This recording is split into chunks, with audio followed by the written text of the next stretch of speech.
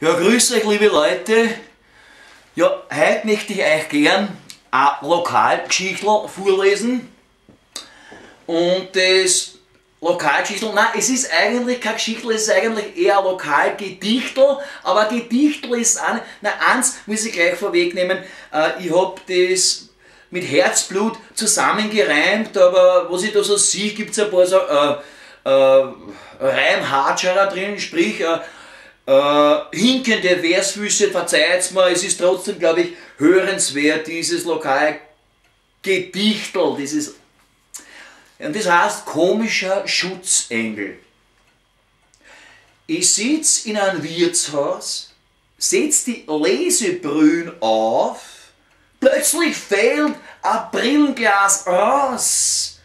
Das zu finden mit einer Einglasbrille, ein fürchterlicher Augenschmaus und weit und breit keine Suchhilfe. Die Gäste rund um mich saufen und lachen. Aber ich sehe nur fremde Socken und austretende Schuhe am Wirtshausboden. Und ich suche und suche. Doch wie aus heiterem Himmel taucht auf im Hosenhaxengewimmel zwei Stampfer von einem Bären. Ich glaub, ich träum.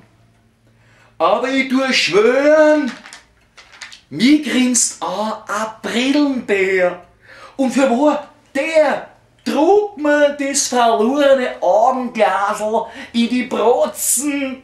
Ich sag danke sehr, Herr Glücksbär. Und zu den erstaunten Gästen laut heißt, es seid Häselrotzen.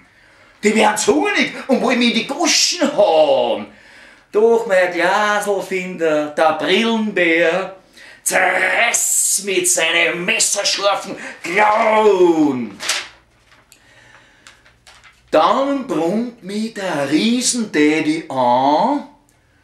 Gib her die hinnigen Brühen, ich reparier's im Nu mit Optikergefühl. Und für wahr, flugs, ich staun und schau durch zwei Fenster. Und fort waren's der Glücksbär und die Lokalgespenster. Moral der Geschichte, der das glaubt, ist nicht dicht. Ne? Ich hoffe, das hat euch ein bisschen zum Schmunzeln gebracht, aber es ist doch lieb. Gell? Da hinten habe ich das alles selber gemalt, gell? Und gezeichnet, beziehungsweise also eine Kreation von mir, diese Brillen da. Und da habe ich eine zweite auch, die schauen sich ein bisschen ähnlich, diese Brühen, ne? 16, eins ein Glasl 8, eins schaut besser rein und auf das bin ich ganz stolz da. Ne? Das ist mein sogenannter rettender Brillenbär, ne? Ist der nicht lieb geworden? Ne? Brumm, brumm, brumm, brumm, brumm. Ja gut, das war's. Also, gell, danke.